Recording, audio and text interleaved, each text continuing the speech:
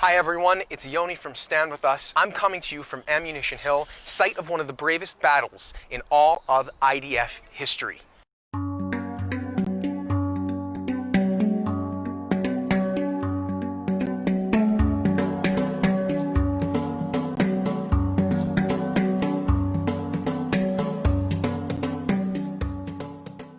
With the outbreak of the Six-Day War in 1967, specifically the fighting here in Jerusalem, it was determined that Ammunition Hill was the critical linchpin to control in order to connect the Israeli enclave of Mount Scopus, which was located in Jordanian-controlled East Jerusalem, to Israeli-controlled West Jerusalem.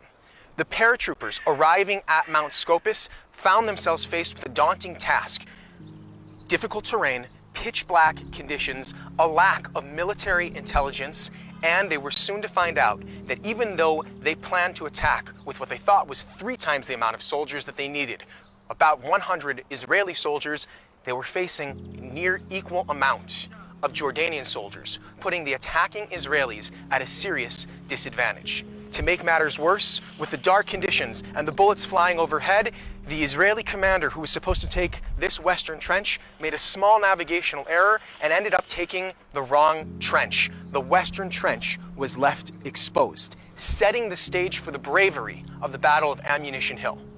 Come with me through the trench. Let's understand what happened here. The Israeli soldiers who arrive here, the paratroopers, have literally an uphill battle, fighting through a heavily fortified area, fortified over 19 years by the Jordanians who were controlling this area. And as you can see, inside the trenches, there's very little room. They basically have to walk single file line. Whoever is first in that line is going to be exposed to fire without any of his comrades to offer cover fire. If that person falls, they need to be climbed over, somehow replaced.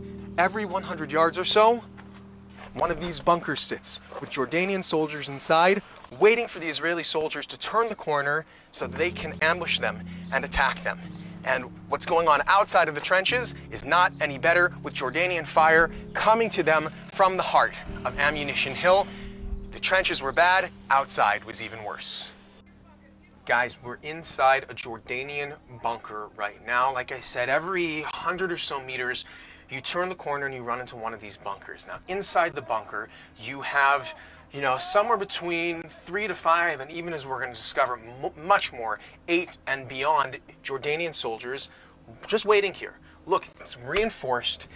They have the advantage here where they're protected, and they have these little windows all around. The one you can see over here, where they just kind of, they sit here and they wait. They don't have to do too much. They just have to look through the window and wait for someone to come, or wait in the corner over here. And when the Israeli soldiers are making their way through the trenches, they don't know what's coming. And all of a sudden, as they turn the corner, the Jordanians open up with fire, with heavy, heavy firepower, meaning that each one of these bunkers, at each of these turns and strategic locations, each one of these bunkers needs to be cleaned out one by one by the Israeli soldiers. Entering into the trenches, the Israeli soldiers find themselves with very limited space to maneuver. The first person, generally the commander who's walking here within the trenches, is going to be the first person hit by the Jordanian snipers or by Jordanian fire coming from the bunkers that are scattered here in the trenches about every 100 meters, every 100 yards or so. They can't move, they can't put more than one person at a time. They can't turn around without creating a traffic jam. And they're taking fire both from the grass, from the grassy area behind us, and from within the trenches, from within the bunker right over there. The soldiers who were able to make it through the first part of the trenches then found themselves with an even more daunting challenge. As they go further and further up Ammunition Hill, they find themselves not only going through more difficult terrain, but also with the walls rising and rising and rising.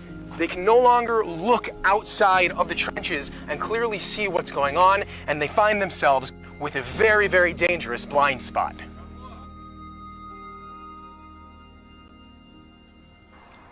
Having made it uphill the paratroopers find themselves with the trenches closing in on them.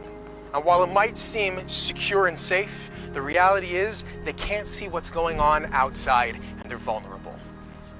As they walk, Jordanian legionnaire lobs a grenade into the trench. The grenade goes off, and by a miracle, not a single paratrooper was injured. But knowing that he can't rely on miracles, Deputy Company Commander Nir Nitzan realizes that he needs somebody on the outside to give him cover fire. He has no time to ask for a volunteer for this suicide mission. He turns around and sees behind him 21-year-old Eitan Naveh, a strapping machine gunner who he gives the order to. He turns to Eitan and he says, "Eitan, go out of the trench and cover for us." Even though it was a suicide mission, Eitan lo hises l'rega. Eitan didn't hesitate for a moment. He jumped out and for a little more than 10 meters gave cover fire for his brothers in arms located here in the trench. Having been hit multiple times by Jordanian soldiers, by Jordanian bullets, Eitan fears that he can no longer continue. He turns to return to the trench and is hit in the head. He falls into the trench and dies on the spot. For his bravery, for his understanding that no one's blood is redder than anyone else's, that it's all for one and one for all, Eitan was awarded Itur Gvura, the Medal of Honor, the highest medal of honor given in the IDF. Eitan at his young age understood something. He understood what it means to be a brother. He understood what it means to be all for one and one for all. There's a lot of stories like that here on Ammunition Hill. Eitan's is probably the most famous and the one that you have to tell, because just think about what that was. And by the way, there was another soldier who got up after Eitan and picked up his spot to help clear the way. That's how they were fighting here at Ammunition Hill.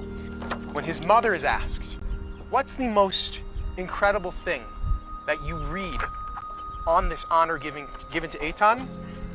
she pointed to this word over here, Turai, private Eitan Naveh. Because here at Ammunition Hill, the most incredible thing was that it wasn't some high-ranking generals making incredible displays of bravery and incredible decisions.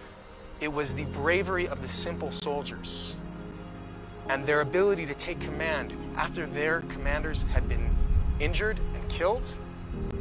That is what set up and allowed them to be victorious here at Ammunition Hill.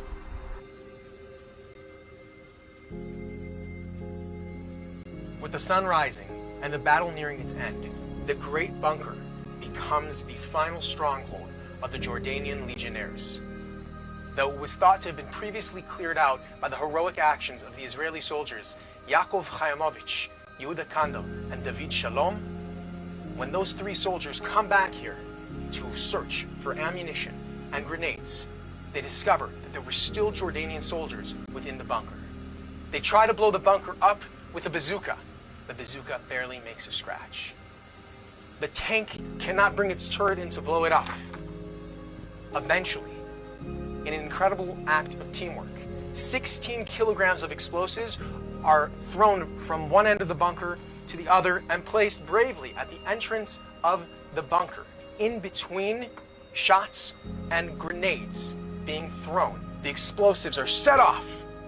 The Great Bunker falls, and so ends the battle for Ammunition Hill. At the conclusion of the battle for Ammunition Hill, 36 Israeli soldiers had been killed in action.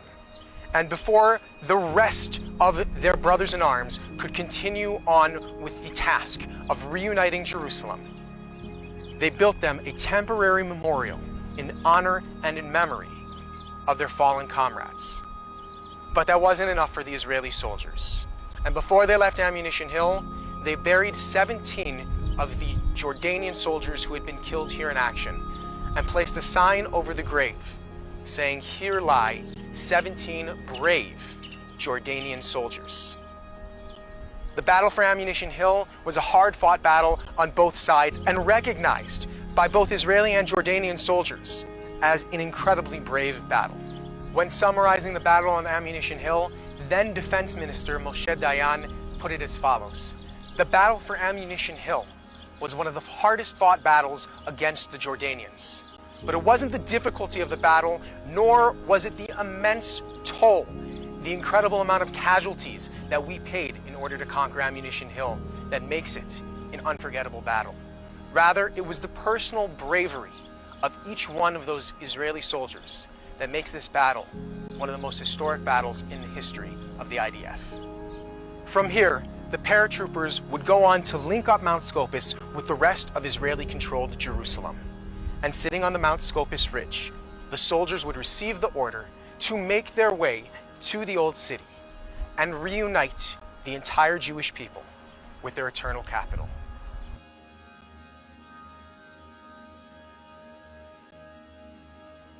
It's the bravery of the soldiers who fought here on Ammunition Hill and in sites throughout Jerusalem that we're able to celebrate Jerusalem today.